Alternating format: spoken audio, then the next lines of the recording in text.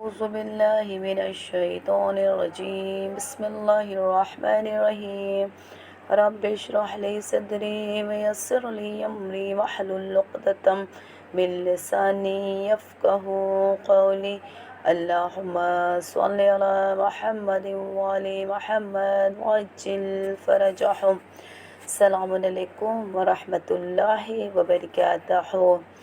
آج کا دن بڑا بابرکت دن ہے ہمارے اور آپ کے دوسرے امام یعنی امام حسن مجتبی ابن علی علیہ السلام کی ولادت بسعادت ہے۔ تو چونکہ امام کی ولادت ہے تو حقیقی وارث زمانے کے امام مہدی عجل اللہ تعالی فرج و شریف کی بارگاہ اقدس میں ولادت کی مبارکباد پیش کرتے ہیں، اور اس کے بعد آپ تمام مومن مومنات کو امام علیہ السلام کی آمد ولادت بہت مبارک ہو۔ درس کے جانب آتے ہیں، اور آج کے درس میں کوشش کریں گے کہ خضوع اور خشوع پر ہی ہماری گفتگو رہے، یعنی نماز میں خضوع اور خشوع کس طرح پیدا ہوگا، یا خضوع اور خشوع کے کیا معنی ہیں، چونکہ جب تک معنی سمجھ میں نہیں آئیں گے تب تک ہم اس کے اصل تک نہیں پہنچ سکتے۔ تو خشوع یعنی عظمت الہی کے مقابل خود کو قلبی طور پر ذلیل اور خوار جاننا۔ خضوع یعنی عظمت الہی کے پیش نظر ظاہری طور پر بھی اعضاء اور جوارح کے ذریعے اپنے رفتار، اپنے عمل کے ذریعے ذلیل اور خوار سمجھنا۔ دونوں میں ذرا سی باتوں کا فرق ہے۔ خشوع کے لیے عظمت الہی کے مقابل خود کو قلبی طور پر ذلیل و خوار جاننا۔ قلبی یعنی دل سے اس بات کا ایکسپٹ کر لینا کہ ہم یقیناً ذلیل اور خوار ہیں، اگر اس نیت پر کہ پروردگار عالم کی ذات ہی سب کچھ ہے، اگر وہ نہ چاہتا تو ہمارا وجود اس کائنات میں نہیں آ سکتا تھا۔ یہ خدا کی عطا تھی کہ جو اس نے ہمیں اس کائنات میں بھیجا۔ جب اللہ کی وحدانیت، اللہ کی رحمانیت، اللہ کی مغفرت مد مقابل ہو، ہم اسے اپنے نظروں کے سامنے رکھیں کہ خدا کی ذات کتنی عظیم ہے، تو یقیناً عبادت میں خشوع پیدا ہو جائے گا۔ پھر ہے خضوع پیدا کرنا، صرف دل سے اپنے آپ کو ذلیل و خوار نہیں سمجھنا، بلکہ اپنے اعضاء اور اپنے جوارح کے ذریعے، اپنی رفتار اور عمل کے ذریعے بھی اپنے آپ کو ذلیل و خوار سمجھنا۔ اپنے اعضاء اور جوارح کے ذریعے، کیونکہ اللہ کی عظمت اور بزرگی کے پیش نظر خود کو ذلیل اور خوار جانتے ہوئے اس بات پر اطاعت الہی کو انجام دینا کہ بندے کے مضبوط یقین اور ایمان کا ثمر ہے۔ یعنی اگر ہم اللہ کی بزرگی کو مد نظر رکھیں، پیش نظر رکھیں، تو ہم کون ہیں؟ ہم ذلیل اور خوار ہیں۔ اگر یہ سوچ کر کے ہم اللہ کی بارگاہ میں اللہ کی اطاعت کریں تو یقیناً بندے کے مضبوط یقین اور ایمان کا ثمر ہے۔ جس قدر معرفت الہی میں اضافہ ہوتا چلا جائے گا، اسی قدر بندے میں خضوع اور خشوع کا بھی اضافہ ہوگا۔ تو ضرورت اس بات کی ہے کہ سب سے پہلے ہم اللہ کی معرفت کو حاصل کریں۔ یاد رکھیں، جو اس دنیا میں خضوع اور خشوع کے ساتھ اللہ کی اطاعت کرنے سے روگردانی کرے گا، وہ قیامت کے دن ذلیل اور خوار ہوگا۔ اب اگر یہ دیکھا جائے کہ خضوع اور خشوع یہ کیسے ہم اپنی عبادت یا ہم اپنے اندر یہ چیز پیدا کر سکتے ہیں ہمارے اعمال سے، ہمارے اعضاء، ہمارے جوارح سے، تو ہمیں خضوع اور خشوع انبیاء اور اولیاء الہی کی نشانی ہے۔ خود پیغمبر اکرم صلی اللہ علیہ وآلہ وسلم جب نماز کے لیے کھڑے ہوتے تھے تو خوف اور خضوع اور خشوع الہی سے ان کے چہرے کا رنگ متغیر اور آواز میں کرب پیدا ہو جاتا تھا۔ اب آپ ذرا توجہ کریے مومنات اور مومن کہ یقیناً اگر نبی آخر جسے خدا نے رحمت للعالمین بنا کر کے بھیجا، جب یہ ہمارا پیارا نبی، جب یہ ہمارے محبوب نبی نماز کے لیے کھڑے ہوتے تھے تو خوف اور خضوع اور خشوع الہی سے ان کے چہرے کا رنگ متغیر ہو جاتا تھا، بدل جاتا تھا، اور آواز میں کرب یعنی درد پیدا ہو جاتا تھا۔ یقیناً ہم کس کی بارگاہ میں کھڑے ہو رہے ہیں؟ اگر ہم تھوڑی دیر غور و فکر کریں، یہ نماز کیا ہے؟ پروردگار عالم سے گفتگو، ہم اللہ سے باتیں کرنے جا رہے ہیں۔ تو یقیناً جب ہم بات کرنے جا رہے ہیں تو ہمیں یہ سمجھنا ہوگا کہ وہ ذات کتنی عظیم ہے۔ اسی طرح جب امیر المومنین حضرت علی علیہ السلام کے بارے میں بھی یہ منقول ہے کہ نماز اور عبادت کے موقع پر آپ کا وجود کانپ اٹھتا تھا۔ وہ امام، وہ ولی خدا کہ جسے اللہ نے امام متقین کہا ہے، جسے رسول خدا نے امام متقین کہا ہے، ولی کہا ہے، وصی کہا ہے، خلیفۃ المسلمین کہا ہے، جب یہ میرے مولا اور آقا نماز اور عبادت کے موقع پر آپ کا وجود کانپ اٹھتا تھا۔ کیوں؟ کیونکہ اس کی بارگاہ میں کھڑے ہو رہے ہیں جو ان سے بھی زیادہ افضل ہے، جو ان سے بھی زیادہ بلند و بالا ہے۔ اسی طرح جب حضرت فاطمہ زہرا سلام اللہ علیہا کے لیے بھی روایات میں وارد ہوا ہے کہ جب آپ عبادت کا قصد کرتی تھیں، ارادہ کرتی تھیں، محراب عبادت میں کھڑی ہوتی تھیں تو خوف اور خشیت الہی سے آپ کا جسم مبارک کانپ اٹھتا تھا، جسے دیکھ کر کے خداوند کریم اپنے مقرب فرشتوں سے کہتا تھا، اے فرشتوں دیکھو یہ میری کنیز خاص ہے، وہ کس طرح میرے عبادت انجام دے رہی ہے۔ کیا واقعی آج ہماری نماز کا یہی عالم ہے جیسے ہمارے ائمہ معصومین علیہ السلام کا تھا؟ آج ہماری عبادت کا عالم یہ ہے کہ زبان کہیں، دل کہیں، دماغ کہیں، جسم مصلی پر ہے، دل کہیں اور ہے، زبان ذکر الہی کر رہی ہے اور دماغ کہیں اور سیر کر رہا ہے۔ ہم نہ دل سے خدا کے نزدیک رہتے ہیں، نہ دماغ سے خدا کے نزدیک ہوتے ہیں، نہ زبان سے خدا کے نزدیک ہوتے ہیں، بس فقط جسم ہے جو مسلح عبادت پر کھڑا رہتا ہے۔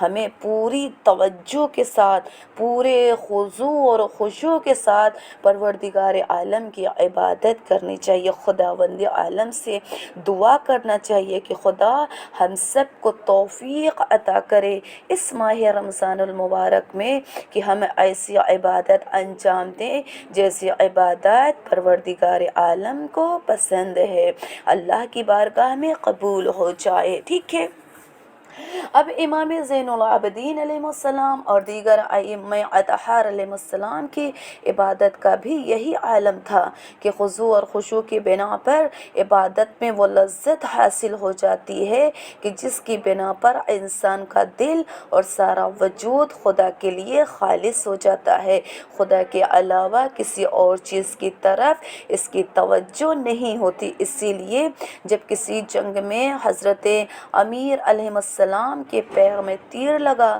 تو درد کی وجہ سے وہ کسی کو تیر نکالنے نہیں دے رہے تھے، تب رسول خدا صلی اللہ علیہ وآلہ وسلم نے مشورہ دیا کہ جب علی علیہ السلام نماز کے لیے کھڑے ہو جائیں تب ان کے پیروں سے تیر نکال لینا۔ چنانچہ تیر نکالا گیا، مگر خضوع اور خشوع الہی کی لذت کے مقابل میں آپ کو پیروں سے تیر نکالنے کا احساس بھی نہیں ہوا۔ سبحان اللہ۔ یقیناً جب ہم اس ایسے واقعات کو پڑھتے ہیں، سنتے ہیں، تو کیا ہمارا دل نہیں چاہتا کہ ہم اپنے رب، ہم اپنے پالنے والے، ہم اپنے خالق کی ایسی ہی عبادت کریں جس میں ہمارا جسم، ہمارا وجود اللہ کی بارگاہ میں ایسے رہے کہ ہمیں عبادت کی لذت حاصل ہو جائے، اور جسے لذت عبادت مل جائے اس کے پیروں سے تیر بھی نکال لیا جائے تو اسے خبر نہیں ہوتی ہے۔ اگر ہم تھوڑی سی اور توجہ کریں، تھوڑا سا اور غور و فکر کریں کہ ہمیں نماز میں خضوع اور خشوع، چونکہ یہ خداوند کریم قرآن میں کامیاب مومنین کی خاص اوصاف میں سے ایک صفت یہ بتائی ہے کہ وہ نماز میں خاشع ہوتے ہیں۔ یقیناً وہ صاحبان ایمان کامیاب ہو گئے جو اپنی نماز میں خاضع اور خاشع ہے۔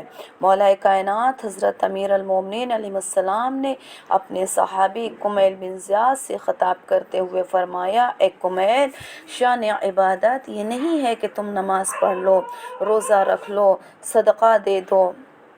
شان عبادت یہ ہے کہ نماز یہ ہے کہ آپ پاک دل اور مرضی الہی کے مطابق عمل کے ذریعے خضوع اور خشوع کے ساتھ انجام دیں۔ یعنی شان عبادت یہ نہیں ہے کہ صرف نماز پڑھ لی جائے یا روزہ رکھ لیا جائے یا صدقہ دے دیا جائے۔ شان نماز عبادت یہ ہے کہ آپ پاک دل اور مرضی الہی کے مطابق عمل کو انجام دیں۔ کوشش کرنا ہے کہ ہم اپنی عبادت میں دل اور مرضی پروردگار عالم کو شامل رکھیں۔ اس بات میں کوئی شک نہیں ہے کہ خضوع اور خشوع کا تعلق قلب و روح سے ہے، مگر اس کا اثر انسان کے اعضاء و جوارح سے بھی ظاہر ہوتا ہے۔ لہٰذا جن حالات میں انسان خضوع اور خشوع کے ساتھ نماز نہیں پڑھ سکتا، ان حالات میں نماز پڑھنے سے روکا گیا ہے۔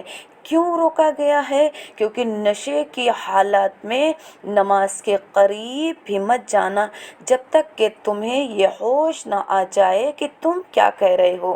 شرعی حکم یہ ہے کہ انسان جب شراب کے نشے میں ہو تو نماز نہیں پڑھے، لیکن جب اسے اچھی طرح ہوش آ جائے تب طاہر ہو کر نماز ادا کرے، اگرچہ شراب کا نشہ صرف چند گھنٹے یا چند منٹ کے لیے ہوتا ہے۔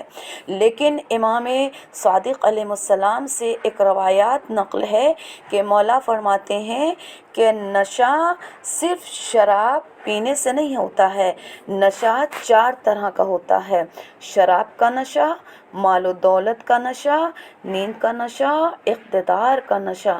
اگر یہ چاروں نشے میں سے کوئی ایک نشہ بھی ہمارے پاس موجود ہے تب تک خدا کی عبادت نہیں کرنا، کیونکہ ہمیں اس بات کا علم نہیں ہوگا کہ ہم اللہ کی بارگاہ میں کیا کہہ رہے ہیں۔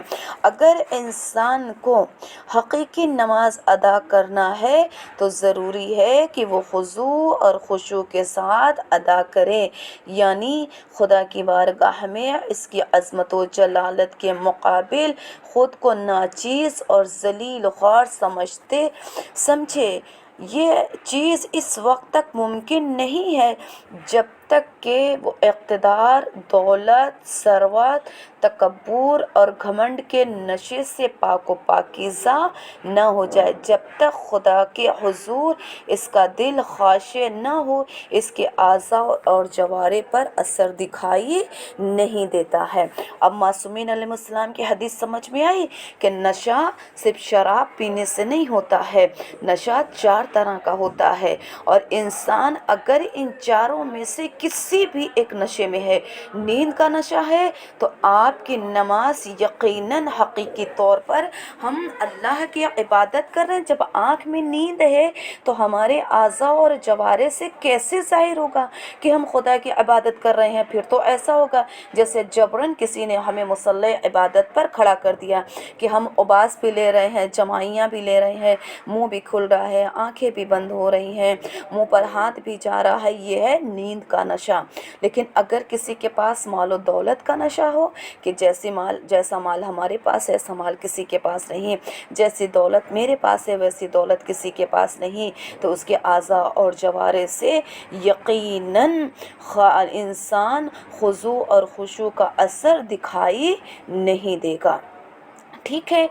चौथा नशा क्या है? इक़्तिदार का नशा, हुकूमत का नशा, क़ुव्वत का नशा। अगर ये नशा किसी के पास आ जाए, इंसान घमंडी कहलाएगा या तकब्बुर में हो जाएगा, मुतकब्बिर हो जाएगा, और इस आलम में इंसान के आज़ा और जवारे से खुज़ू और खुशू ज़ाहिर नहीं होंगे। खुदावंद आलम से दुआ करें कि अल्लाह हमें इन चारों नशों से खुदा हम सब की हिफाजत करे। क्योंकि रवायात में आया है कि एक दिन रसूल खुदा सल्लल्लाहु अलैहि वसल्लम वारिद मस्जिद हुए। क्या देखा कि एक शख्स नमाज की हालत में अपनी दाढ़ी से खेल रहा है। आपने फरमाया कि इसे देखो, अगर इस शख्स का दिल ख़ाशिअ होता तो यकीनन इसके आज़ा और जवारे से भी खुज़ू और खुशू के हामिल होते। आज हमारी इबादत में कुछ यही आलम है कि हमारा हाथ कभी सर पर जाता है, कभी रुखसार पर आता है यानी फेस पर आ जाता है, कभी कहीं उड़ जाता है, कभी कहीं खुजली करने लगता है। इसका मतलब क्या है? इसका मतलब ये है कि हमारा दिल, हमारा वजूद खालिस नहीं है। हम खुलूस के साथ में, खुशू के साथ में खुदा की इबादत नहीं कर रहे हैं। अगर करते तो आज़ा से ज़ाहिर हो जाता।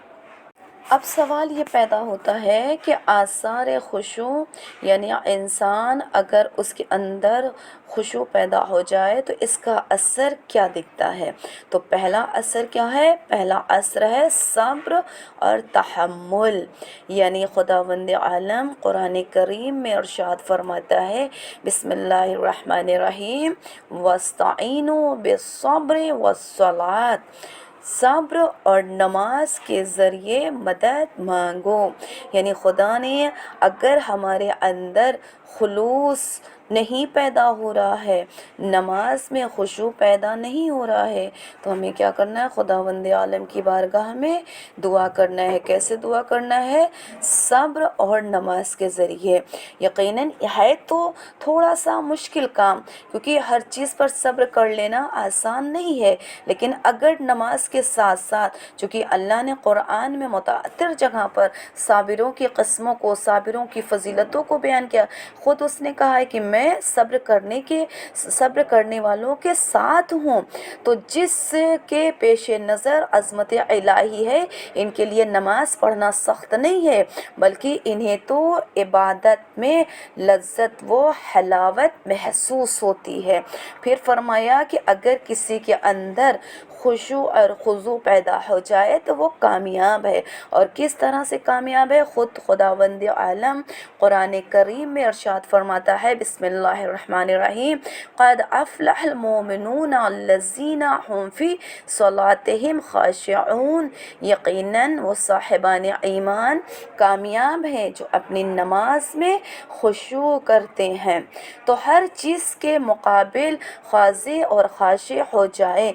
जैसा कि हदीस कुदसी में आया है कि कोई भी मेरी मार्फत और मेरा खुशू और खुशू का हामिल नहीं होगा मगर ये कि हर शय इसके लिए ख़ाशी और ख़ाज़ी हो जाएगी। लिहाजा हमें कोशिश करना है कि हम परवरदिगार आलम की बारगाह में इस सिफत के ज़रिए कि परवरदिगार आलम हम सब के आमाल में खुशू और खुशू को पैदा करे इंशाअल्लाह।